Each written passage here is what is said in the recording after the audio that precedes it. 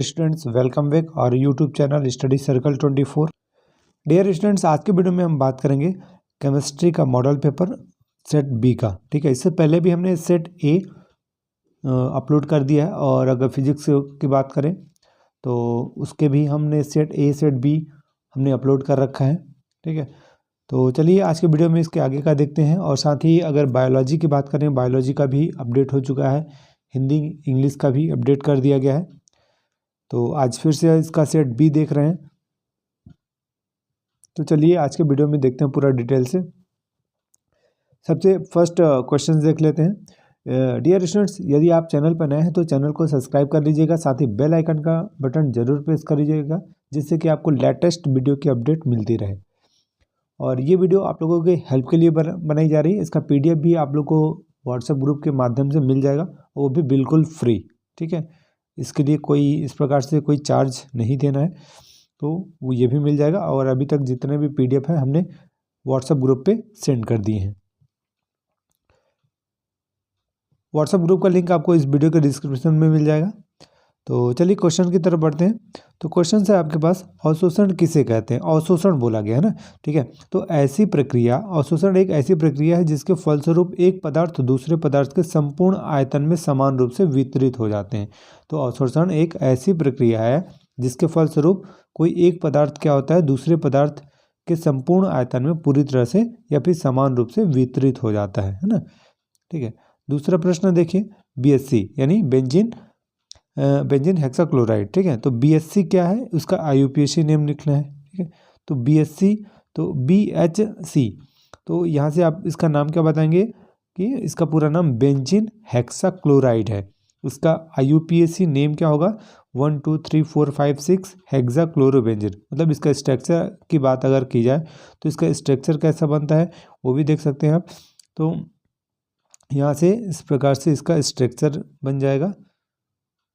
ठीक है, इसको आप इस प्रकार से स्ट्रक्चर बनाएंगे और यहाँ पास आपके पास 6 क्लोरो है ना, मतलब क्लोराइड Cl Cl Cl और यहाँ भी Cl होगा। ठीक है, इस प्रकार से ये इसका स्ट्रक्चर होता है। यहाँ पास इस प्रकार से इसको ऐसा बनाया जाता है। ठीक है, तो ये क्या हो गया, क्लोरो हेक्साक्लोरोबेंजीन। हेक्सा क्यों, क्योंकि इसमें नंबर ऑफ क्लोराइड कितना है, यहाँ 6 है, यानी कार्बन भी इसमें 6 होते हैं। ठीक है, C6H6 ये बेंजीन का फॉर्मूला भी होता है।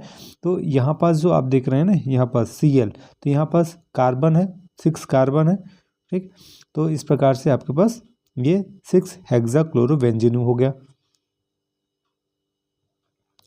अब नेक्स्ट देखिए, निम्न कार्बनिक यौगिक का IUPAC नेम लिखना है। क्या लिखना है, IUPAC नेम।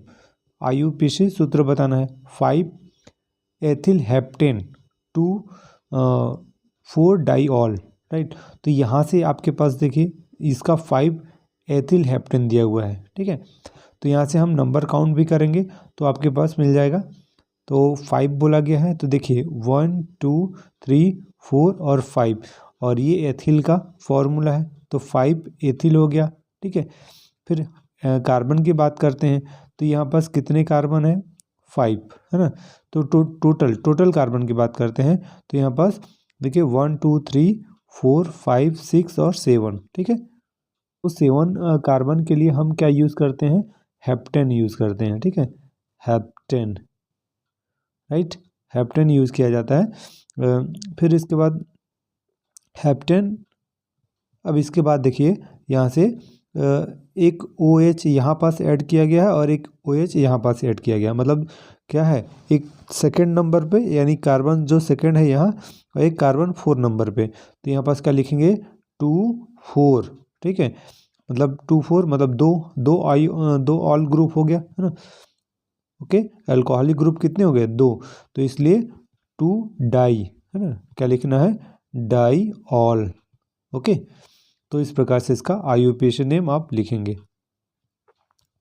क्लियर कि 5 यानी इसके लिए यूज़ किया गया है, 5 में एथिल यहाँ पास कनेक्ट है, और फिर यहाँ पास दूसरे नंबर पे OH है ना, और 4 नंबर पे OH है इसलिए 2 4, और ये कितने हैं टोटल 2 हैं इसलिए 2 के लिए डाई यूज़ किया गया और ऑल। नेक्स्ट है कड़वे बादाम का तेल किससे कहा जाता है ना, ये काफ़ी इंपॉर्टेंट क्वेश्चन है, तो यह याद रखिएगा।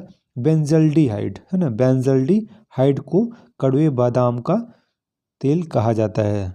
ठीक है, इसका रासायनिक सूत्र C6H5CHO। इसका स्ट्रक्चर अगर बनाएंगे तो कुछ इस प्रकार से बन जाएगा, यहाँ पास आप CHO लिखेंगे। ठीक है, तो क्या मिलेगा, बेंजल्डिहाइड। ओके, नेक्स्ट है पॉलीसैकेराइड क्या है। ठीक है, पॉलीसैकेराइड क्या है, इनके 2 एग्जाम्पल आपको बताने हैं यहाँ से। तो पॉलीसैकेराइड यानी पॉलीसैकेराइड प्राकृतिक बहुलक है जिसका आणविक द्रव्यमान कुछ हजार से कई लाख तक हो सकता है। इसका जो फॉर्मूला होता है ना C6H10 5O5N है ना, वोल्टाइज N, जिसमें N की जो वैल्यू होती है 12 से कई हजार तक होता है, और ये अत्यंत क्या होता है, जटिल पदार्थ होता है ना। ये मोनोसैकेराइडों के संघनन बहुलीकरण द्वारा बनते हैं और इनमें ग्लाइकोसाइडिक बंध पाया जाता है। और पॉलीसैकेराइडों को 2 प्रमुख जो एग्जाम्पल हैं वो है, एक स्टार्च है और दूसरा सेल्यूलोज। ठीक है, स्टार्च और सेल्यूलोज। ओके, ये आपके 1-1 नंबर वाले क्वेश्चंस यहाँ से कंप्लीट होते हैं। फिर इसके बाद आएगा आपका 2 नंबर वाले क्वेश्चंस। ठीक है, 2 नंबर वाले क्वेश्चंस क्या हैं, यहाँ से पहला प्रश्न देखेंगे तो बेंजीन विलयन में 30% द्रव्यमान की दृष्टि से कार्बन टेट्राक्लोराइड है, तब बेंजीन मूल प्रभाज की गणना करना है। क्या करना है, मूल प्रभाज की गणना करना है आपको। ठीक है, तो इस प्रकार से हम यहाँ से इसकी जो वैल्यू 30% दी हुई है बेंजीन के लिए है ना, तो उसको निकाल के, ये इसका फॉर्मूला है, नंबर ऑफ फर्स्ट और नंबर ऑफ, मतलब दोनों के लिए हम निकालेंगे। ठीक है, तो फॉर्मूले में पुट करके इसकी वैल्यू निकाल लेंगे। नेक्स्ट अब आगे के देखिए क्वेश्चंस। क्वेश्चन नंबर यहाँ पास हम देख सकते हैं 7। ठीक है, क्वेश्चन नंबर 7 में अगर देखें तो क्या है, निम्नलिखित अभिक्रिया की कोटि एवं दर ज्ञात करना है। ठीक है, अभिक्रिया की कोटि और दर ज्ञात करना है। तो अभिक्रिया की, इस अभिक्रिया की ये जो रिएक्शन दिया हुआ है इसका जो दर होगा वो क्या होगा, पूरी तरह से 0 होगा। ठीक है, और अभिक्रिया की दर क्या हो जाएगी, K×NH3⁴ यानी 0 है ना। नेक्स्ट क्वेश्चन देखिए कि कमरे के ताप पर क्रियाशील कम क्रियाशील क्यों है। ठीक है, नाइट्रोजन जो है ना, नाइट्रोजन कमरे के ताप पर कम क्रियाशील है, क्यों। तो क्योंकि नाइट्रोजन में जो आबंध एंथैल्पी उच्च होती है, ऐसा कब होता है, P⁴ आबंध के कारण, और नाइट्रोजन कम क्रियाशील है, यह केवल उच्च ताप पर ही क्रियाशील होता है। ठीक, अगला प्रश्न है मस्टर्ड ऑयल यानी हाफमैन अभिक्रिया को समझाना है। तो ये कौन सी अभिक्रिया होगी, मस्टर्ड ऑयल अभिक्रिया।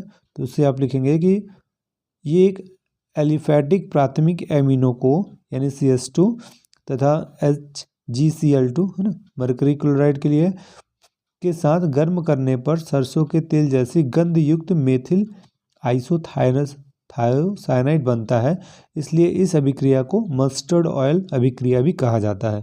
ठीक है, ये इसका रिएक्शन आप बताएंगे कि प्राइमरी एमीन यानी जो है CH3NH2 क्या है, यहाँ पास एमीन है, तो प्राथमिक एमीन CH2 के साथ अगर रिएक्ट कराएंगे तो क्या मिलेगा, यहाँ पास मेथिल आइसोथायोसाइनाइड मिलेगा। क्या मिलेगा, मेथिल आइसोथायोसाइनाइड। ओके,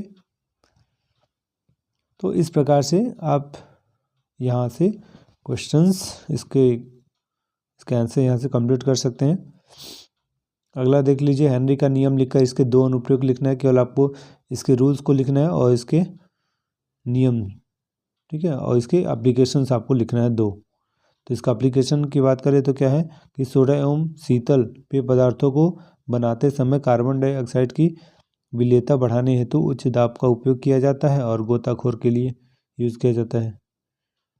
अगला प्रश्न है कि रासायनिक अभिक्रिया की दर को प्रभावित करने वाले कारकों का वर्णन कीजिए, कोई 3। ठीक है, तो यहाँ पर से इसका विथ हेडिंग आप लिखेंगे। ठीक है, उसको कंप्लीट करेंगे। ये इंपॉर्टेंट क्वेश्चंस है। इसका PDF आपको व्हाट्सएप ग्रुप के माध्यम से मिल जाएगा। व्हाट्सएप ग्रुप का जो लिंक आपको इस वीडियो के डिस्क्रिप्शन में मिल जाएगा। और इस वीडियो को लाइक और शेयर ज़रूर कर दीजिएगा, क्योंकि ये वीडियो केवल सिर्फ और सिर्फ आप लोगों के हेल्प के लिए बनाई जा रही है। अगला प्रश्न देखेंगे तो आपके पास पेप्टीकरण की क्रिया को सचित्र समझाना है, तो इसका जो विथ डायग्राम आपको सारी चीज़ें यहाँ एक्सप्लेन करनी होगी। देख सकते हैं आपके पास यहाँ डायग्राम भी मिल जाएगा। ठीक है, अब अगले प्रश्न की तरफ बढ़ते हैं। नेक्स्ट जो क्वेश्चंस होगा यहाँ से आप देखिए, क्वेश्चन नंबर 14 है। क्वेश्चन नंबर 14 है, धातु के शोधन की विद्युत अपघटन परिष्करण को समझाना है। तो यहाँ से इसके आंसर आपको कंप्लीट करने हैं। ओके, ये इसका डायग्राम बनाएंगे जिसमें कि आपको सारी चीज़ें मिल जाएगा, इसका एग्जाम्पल क्या बताएंगे। सिल्वर का शोधन के लिए विद्युत अपघट्य एनोड और कैथोड। तो एनोड में क्या मिलेगा, अशुद्ध सिल्वर प्लेट का बनना, और फिर कैथोड किससे बनता है, शुद्ध सिल्वर प्लेट का बना होता है। इसके विथ रिएक्शन आपको लिखने हैं। अब नेक्स्ट क्वेश्चन आपके पास नाइट्रिक अम्ल के निर्माण की ओस्टवाल विधि का वर्णन करना है। ये पॉइंट्स दिए हुए हैं, उसी के आधार पे करना है आपको। ठीक है, तो क्या क्या पॉइंट दिया हुआ है, सिद्धांत और रासायनिक समीकरण और उपयोग दिया हुआ है।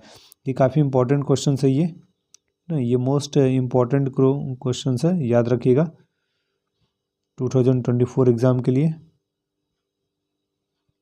नेक्स्ट यूजेस आप यहाँ पास लिखेंगे तो क्या मिलेगा, उर्वरक यानी अमोनियम नाइट्रेट बनाने में, विस्फोटक एवं पायरो तकनीशियन यानी तकनीक में प्रयुक्त होने वाले नाइट्रेटों के उत्पादन में किया जाता है। स्टेनलेस स्टील के अम्लोपचार में किया जाता है, धातुओं के निक्षारण में, और रॉकेट के ईंधनों में ऑक्सीकारक के रूप में इसका उपयोग किया जाता है।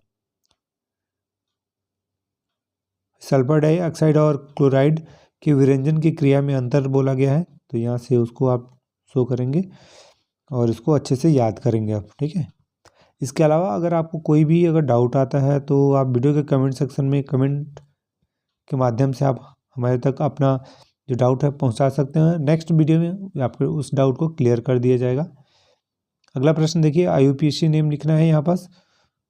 ठीक है, तो हेक्साएमिन प्लेटिनम 4 आयन और टेट्रा ब्रोमिडो क्यूप्रेट 2nd आयन और पेंटाएमिन नाइट्रेटो एंड कोबाल्ट आयन। ठीक है, तो ये इसका IUPAC नेम हो गया। फिर नेक्स्ट क्वेश्चंस ये रहा, केवल केमिकल रिएक्शन आपको लिख कर यहाँ बताना है।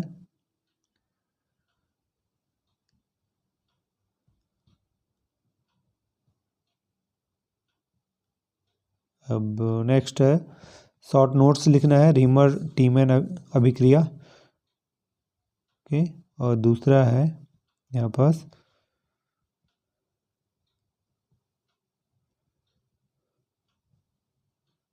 कोल्बे अभिक्रिया।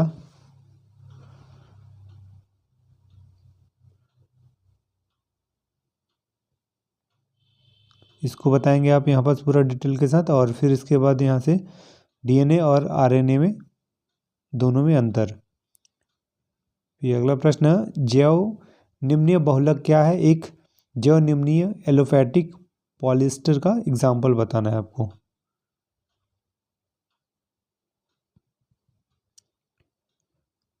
एग्जाम्पल लिखेंगे आप यहाँ पास, और उसके बाद यूजेज, इसका उपयोग लिखना है। ठीक है, फिर क्रिस्टलीय और क्रिस्टलीय ठोस, क्वेश्चन नंबर 23 हो गया। सेमीकंडक्टर क्या है, उसको आपको N प्रकार और P प्रकार के जो अर्धचालक हैं उसे लिखना है।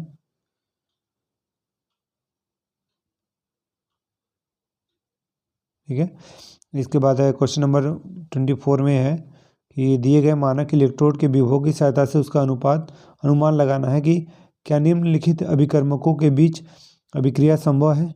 तो इस प्रकार से अभिक्रिया संभव है या नहीं है उसे आप यहाँ से लिखेंगे। यदि सेल का EMF धनात्मक हो तो अभिक्रिया संभव होगा। तो उसको आप यहाँ से पूरे पॉइंट्स को लिख सकते हैं।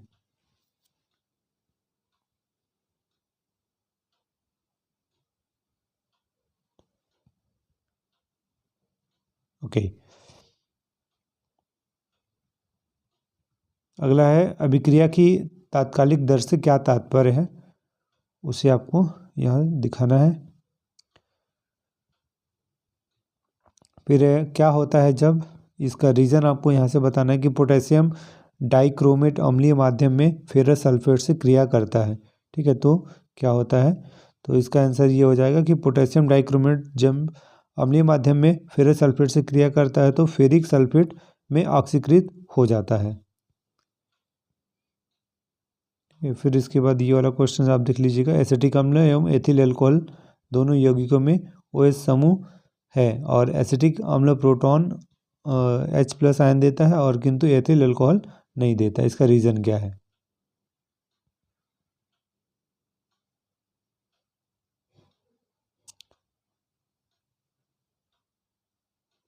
तो इसको पूरा डिटेल के साथ यहाँ पे से लिखेंगे आप।